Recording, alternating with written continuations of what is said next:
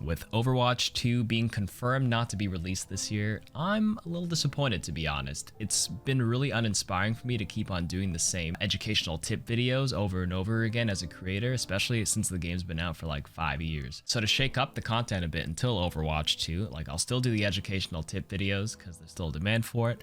Let's reminisce, shall we? Take it back 4 years, February 2017, and react to my old gameplay and kind of give you my thoughts on how my playstyles change and how the player base as a whole has improved, right? For example, gold players 4 years ago were not doing things like backwards wall riding, mercy super jumping, doomfist rollouts. Like that stuff was unheard of. If you've taken a break and you were diamond and you took a year off, for example, and you came back and you're platinum, that's normal. You didn't get worse. The player base just got better. But anyways, let's check it out. Again, this is my top 500 game in season 3. This was the second season they implemented the SR system. I think I was about 4,300 SR here, and I haven't seen this literally in 4 years. If I had to guess, this is probably at best Masters of today. Like if I took that same skill of me at 4,300 from this video and planted myself in today's modern top 500 pacing and a playstyle, I'd probably be around mid-Masters. My performance this game is going to look very lackluster, and if I'm going to be honest, my performance could have been better. But that's because I wasn't sponsored 4 years ago. Thankfully today, I am sponsored, and my performance in and out of the game is so much better thanks to the Performance Package Kit from Manscaped, which comes with an assortment of grooming products you never knew you needed. Their Performance Package Kit is highlighted by, of course, their Lawnmower 3.0 with advanced skin-safe technology, no nicks, no cuts, and it comes with a light so you can see where you're going. You also get the fresh smelling Crop Preserver and Crop Reviver ball deodorant and ball toner spray. Moving away from that zone, you've got the Weed Whacker nose and ear hair trimmer. You've also got the Shears 2.0 luxury nail kit. And on top of it all, you get the Shed travel bag, boom, and anti-chafing boxer briefs. I can confirm, I'm not chafing. Go to manscaped.com and get 20% off and free international shipping along with those 2 free gifts with my promo code KarQ20. And now back to the video. A bit to the actual gameplay. Again, this is pre-roll queue. I had Bastion on my team, colorblind. Ryan Zarya, Lucio. This is my 4th option here. Oh, okay, my last guy was AFK, so I was just complaining a little bit in the background. But Bastion setup. This is also pre-Orisa, pre-Sigma. You don't really have that bunker setup yet. You don't have that Baptiste with the lamp around the corner. You can argue that Bastion was a lot worse back then because there was less utility or resources that he could use that kind of benefited his sit in one spot playstyle. But at the same time, the enemy didn't have as many tools to take him down. Anyways, I'm playing on top of a gas station here. That's fine. Okay. I'm actually landing some pretty good, a little bit of quick scoping. I missed the sleep there, but did a nice little follow-up nade. Try to shoot it. My aim is actually pretty good. I actually don't think I deliberately practiced quick scoping, or nobody really talked about it at the time, and now quick scoping is a core fundamental part of learning Ana. I kind of just intuitively did it, I suppose. I distinctly remember, like, I kind of just played Ana. I didn't really, like, educational content like this wasn't as prevalent back then. People were still learning the game. So good nade there. This Genji is just like solo diving the Bastion, and Bastion was shooting the deflecting Genji. I guess Bastions these days are a bit more responsive to seeing a deflect. I couldn't even hit my shots on the Genji over there. That's all right. Okay, it looks like my last guy that came in was a soldier. Wait, I just realized the enemy team has Muma and Boink. Those went on to be future Owl players on the Houston Outlaws. No longer anymore. Let's move up a bit from spawn. Seems pretty normal so far. In this room here. You hear Zarya? You see him? Okay, good sleep there. So, hey, pause right there. So, I'm going to rewind it. When I slept this Roadhog here, I don't think I knew how to do the proper sleep combo. So I opened up with the dry nade first, and that's a mistake number 1, because what you should be doing these days is shooting an unscoped shot first, and then following up with the nade into another follow-up shot for the maximal kind of damage. Like, I totally missed out on that animation cancel of shooting first, which is an extra 80 damage at the time. Regardless, Hog still died. That's okay. But funny, didn't know how to do that back then.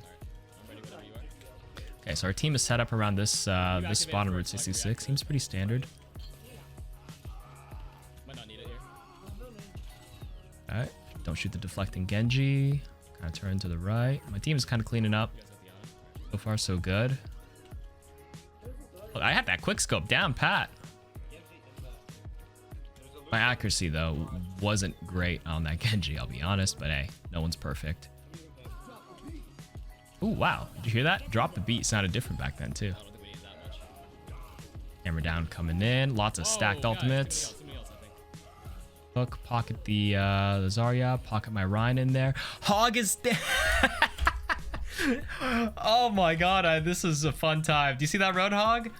Back in the day, for those who gone to Overwatch later and weren't playing in the early days, when Roadhog used to take a breather and do his healing, he had to stand still. So back in the day, the strat was if you need to heal on Hog, try to run around the corner, take a fat vape of that healing thing, and then come back outside and fight. But like right there, that Hog healed on the spot and he stood still. I'm pretty glad they changed that where Hog can actually move while healing now, but it's actually really funny to see looking back. Okay, really short nade there. Again, I have over like 1,000 hours on Ana now, but at this point in time, I probably only had about like 80 hours. Okay. I should be looking for a nade right here. Again, this is before roll queue or roll lock. So you see there's 3 tanks. There's Ryan, Zarya, Roadhog on the team. I'm surprised I actually didn't try to look for a nade here, especially because I slept Zarya.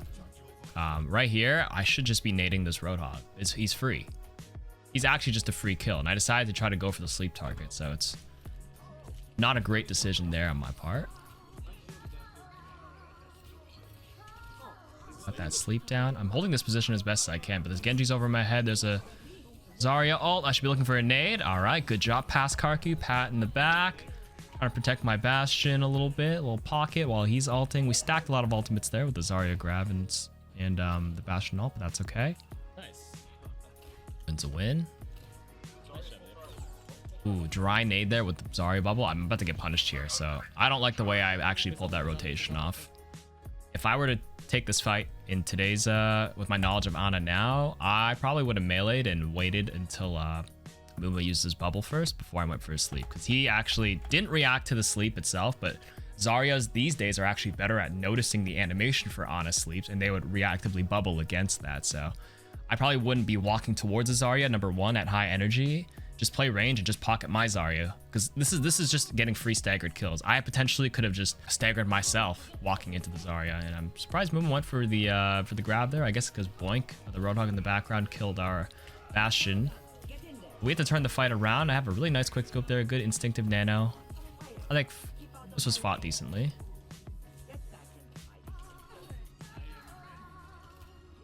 Okay, so again, I actually just dry slept that Genji. Today, I would probably look for a quick scope before going into the sleep, because again, the animation cancel. When you take a shot before you do any sort of animation, it cancels it, and it allows you to kind of get better APM, so you can shoot, shoot sleep, shoot nade, shoot nano. Less of just like dry solo abilities. Try to look for a shot before using any of Ana's abilities, if possible, of course. Feel like another dry nade there. I mean, nothing bad happened off that, but I probably would have quick scoped it to nade there. Okay, so I'm getting actually pushed off here. I should be running. Good. Long for help. Big beat.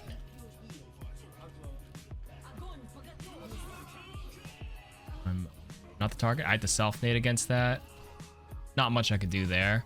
The only other thing would probably be if I rewind it.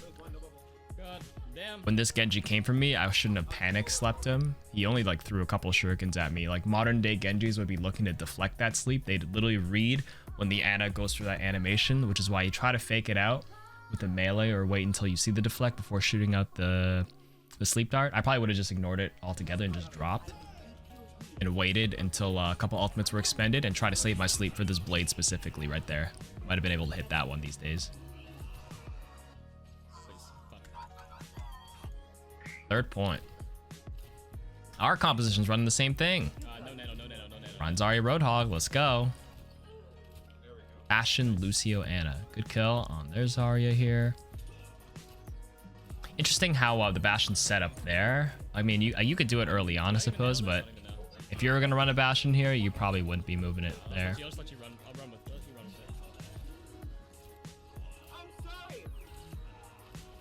Okay, so I got caught in AoE there. So even if my team is being a little aggressive like that, I probably wouldn't play that close today as an auto. I'd probably play a little further back and trust my mechanics and aim accuracy. If my team decided to round the corner, then I could argue and move up a little bit with them. But in this exact scenario, I probably would have played, you know, somewhere back here. When I edit this together, you'll see. Or I'll plant myself somewhere here. So I make use of the strengths of being an Ana, being a sniper, but I'm able to support my team from a safe distance there. Who am I nanoing?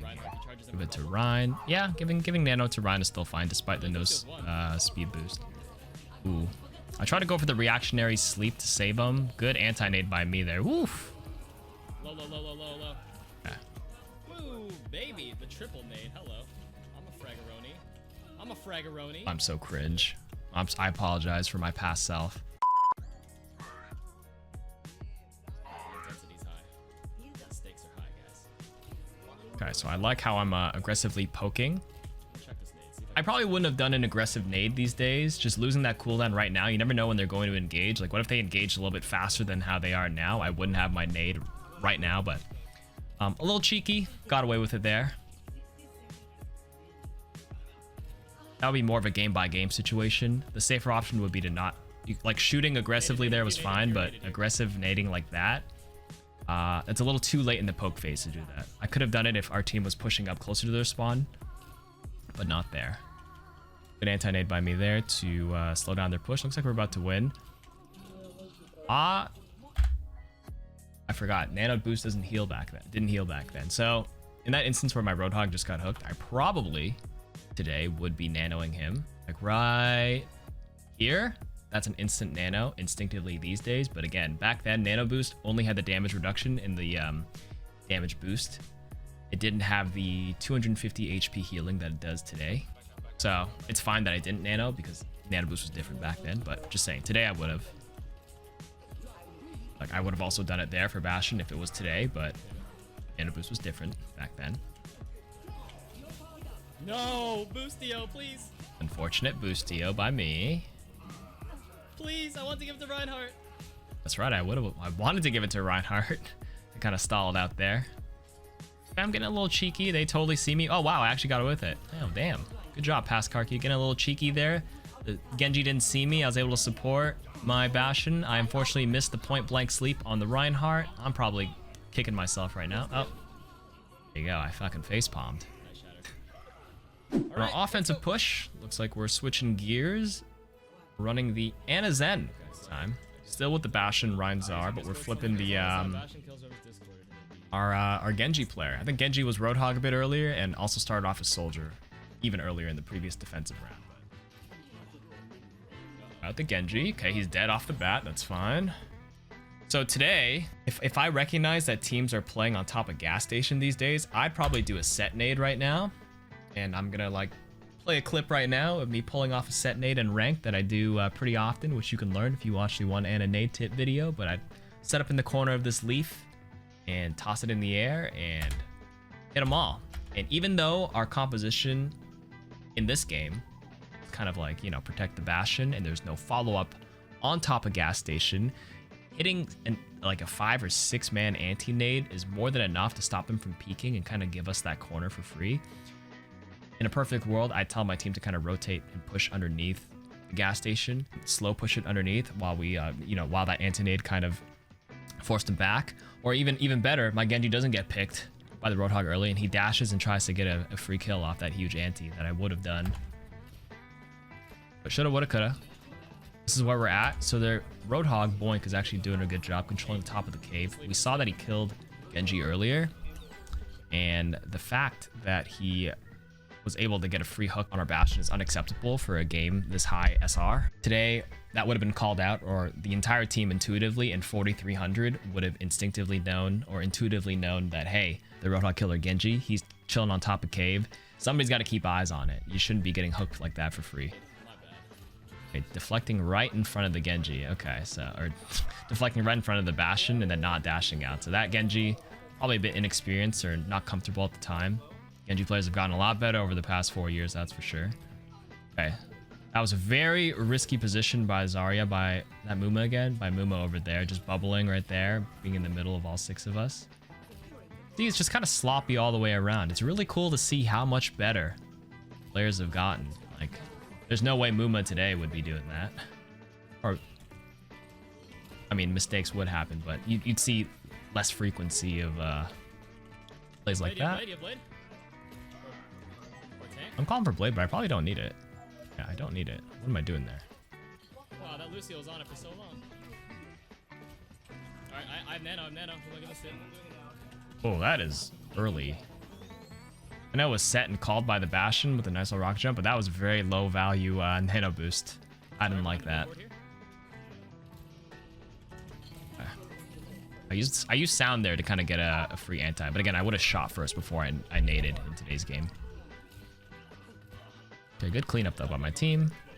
I think I nano Bastion there because I don't think my Genji had Blade, but I'm not pressing tab enough. I'm not pressing tab or whatever it is on console, the button, to kind of see my team's ultimate charges. I'm just assuming my Genji didn't have Blade since he got hooked earlier, and that's the reason why I nanoed Bastion instead. Okay, so I should be playing behind the shield and just poking offensively. I would just... So right there, do you see how I'm just kind of defensively chucking shots into this Bastion? Today, I'd be way more aggressive as Ana. Like, our Bastion's protected by the Rhine shield. Like, there's no reason for me to kind of be staring at my Bastion, giving him a little sliver of health every second, because number one, Bastion's gonna get healing from the cart. If you guys don't know, offensive payloads or carts heal 10 HP per second on offense. Some of you newer players are like, oh, the payload heals you? Yeah, only on offense though, not defending. So that little bit of passive healing from the cart's very, very helpful. So I probably would be really aggressive here. I'd be shooting this Genji. And now with this stuff coming in, I definitely get a bit more defensive. I would try to go for the sleep right now. I'm a little far distance-wise. If I chuck the sleep now, by the time it lands to where the Genji is, he's already going to be dashed. So I would probably go for a sleep right... Like, I would probably just aim it right now. Like, and then try to hit it. At least gamble with that, because there's nothing my team doesn't have beat yet. So you have to do something to kind of stop this Blade. But they're expending a lot of ultimates. Even if I hit the sleep, they're probably going to wipe us anyways because they're grabbing and blading into us. It would be tough. Dude, I got booped by the Zarya secondary fire, so I missed that sleep dart. How did that nade miss? That nade missed because it splashed the back wall, dumb KarQ. Come on. Gotta know your Overwatch physics. Okay, they expended a lot of ultimates there. Again, a second time. Right, Shatter and stuff. Definitely should be saving it for Blade. We also have a Graviton Surge, so economically, in Grandmaster today, we'd probably be thinking as a team, okay, what can we use in this fight? Probably try to see if we can just win it with Grav, and then try to Blade after if a Nano Blade after if the fight isn't cleaned up. In almost no way in today's game would we grab and stack Nano Blade on top of each other. It's one or the other, and you'd only use the other if the first one was kind of unsuccessful halfway through, and you kind of have to read it by ear, or play it by ear, sorry, and read the situation. If we stack these ultimates, this is such a 2017 play. The player base had not evolved yet, like I said. Alright, whenever you're ready, go high. Ooh, we lost one off the gate. Just kidding, I got killed. Wait, we beat it. Oh no, they beat it. Fuck, man. Wait, they're nanoing. Oh, look, economically, even the enemy team is just making some terrible ult economy decisions. They get 2 picks off the bat. The Lucio still drops the beat. And they use their nano boost. Sloppy everywhere. Okay, they're grabbing us first. They're blading now because we took so long. I tried to sleep. Oh. Okay. I don't even know what happened. I couldn't even find my Genji to blade to nano his blade there. So I should probably use it on my Rhine here to clean up. Maybe? No, we're good. Okay, Lucio's these days trying to stall the cart like that. They don't do it that often. It's so easy to sniff that out these days. At 4,300 of today, there's no way you'd be able to get away with hiding underneath the cart anymore. This is the stuff of the past. You never see that anymore. As a Lucio, you should be contributing to the fight as long as you can and be comfortable enough with War Ryan to probably escape the fight. If you haven't died and you're the last one alive, you can probably just use your crazy movement now to get out. Again, these were early day Lucios. Reddit Lucios weren't a thing yet. This is when DSP Stanky just started to pop off and show the world what Reddit Lucios were able to do. So instead of opting to nano the Genji, because I couldn't see it earlier, I nanoed the Bastion. I needed help. I dropped towards my Bastion's line of sight. I tell my team I need help. They saved me. Good comms by me, though, at least. I'm calling for help. Which is something I don't do that often now that I've been streaming the game for so long. Probably because I'm too busy talking to chat, which is kind of bad. I should probably be focusing more on the game when I play. But this is back when... What did I had 700 followers on Twitch. Getting some offensive shots with a Discord. So, funny enough, I think Discord is still 30% damage debuff at the time, but Ana's damage used to be 80 damage per bullet. Current Ana is 70, but being at 80 changes the breakpoints when an enemy is discorded or a Mercy has damage boost on you. So I remember distinctly one of the strats back then was to run the Mercy Ana and have the Mercy damage boost me as the Ana. And then the 80 damage from the rifle gets boosted 30% to 104 damage per shot. So you can 2-tap all 200 HP heroes. So that Discord on that Genji earlier, same idea. It's not Mercy, but Discord again, 30% debuff. Each bullet I was shooting at that Genji would have done 104 damage. I wouldn't have been able to 2-tap him. Like right here, one. If I hit that first one, second one, he would have been dead. But again, nerfing the Ana's damage now back at 70. The 30% damage debuff would only put it at 91 per shot, which wouldn't allow you, would require you to shoot 3 times to kill a target. So when Blizzard buffs and nerfs stuff by 5 or 10 damage, people go like, oh, it's not a big deal, but it really makes a more significant difference when you add amplifiers, damage modifiers, and change breakpoints. Balance is very finicky in a game like this. Ooh, cheeky sleep by me. Ooh. Let's let this Roadhog in the room to the top right here. Sorry, here. Oh, he burned it. Chase.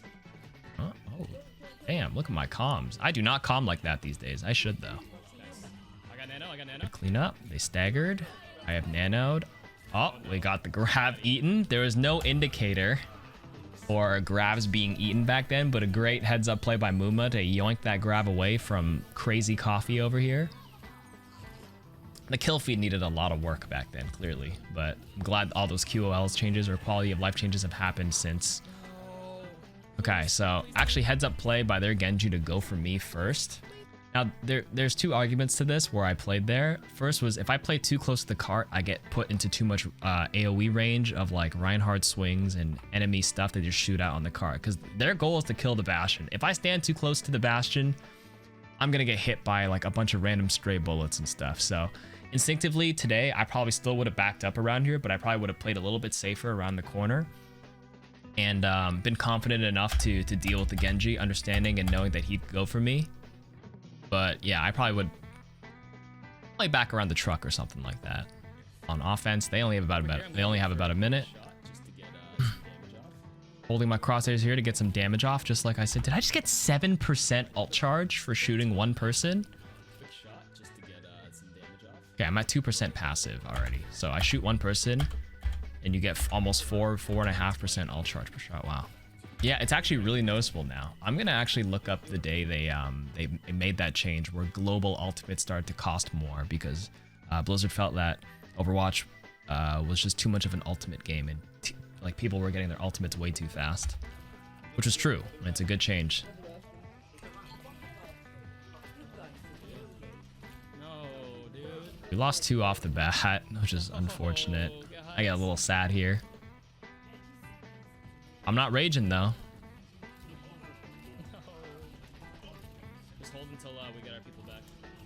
Oh, they're mirroring a Bastion, I just realized. Can't beat him, join him. Oh, heads up play by my Ryan. My Ryan is going in. Oh, I got a huge ante when they tunneled into my Ryan. Oh, we're actually gonna do this.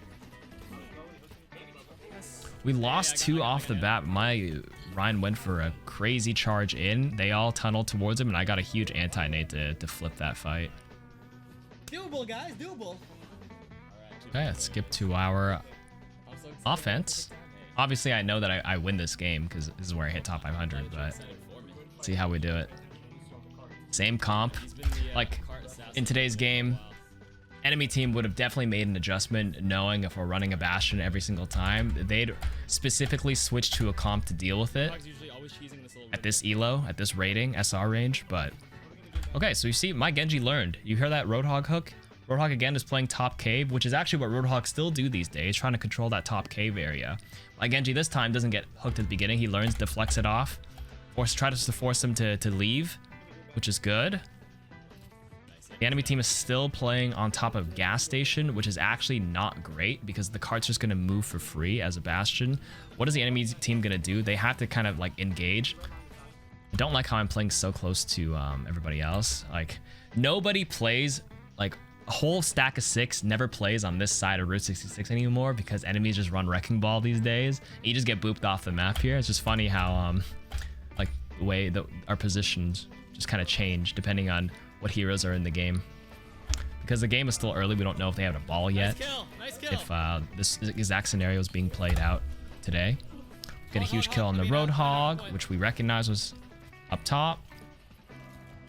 I missed those shots, which I probably would be hitting these days. I'm doing a lot of unscoped shots here.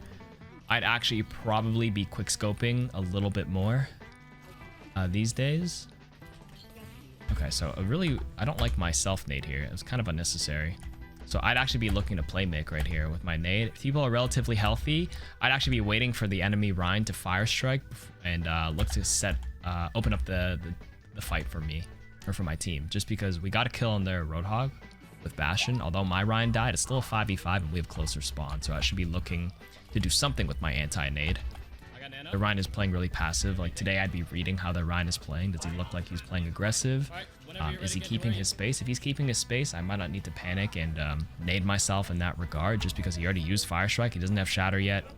These are all the things I would have picked up on intuitively now. Let me grab us here. I should be... Oh, I found him. Please, please. Actually, quick scope Zen. Please. Kill him. Yes. Yes. Please. I'm so excited. Nice. And I just couldn't hide it. In before I get 5 SR. Please, team. And it's just cleanup at this point. Not much to say. We get the grab. The Tracer walks into it. Please. Match complete. I did it. 28 and 8, 14,000 healing, 9,000 damage done, 70% unscoped accuracy, 69% scoped, 10 nano boost assists, 13 enemies slept. Yeah, so after that, it looks like I finished that season 43-63, which is pretty good, but that was the start of it all. And for the past 4 years, I've been able to maintain a similar rank throughout the years, 44, 4,500 in some seasons. But yeah, that was actually really interesting and really fun. Hopefully you guys enjoyed that too. Let me know in the comments if you like this kind of content, because I have a lot of saved stream replays and VODs of old games, 2016, 2017, 2018. Lots of streamers who I played with and against who probably no longer play the game much anymore. You know, I've got some throwbacks. And thanks for watching. See ya.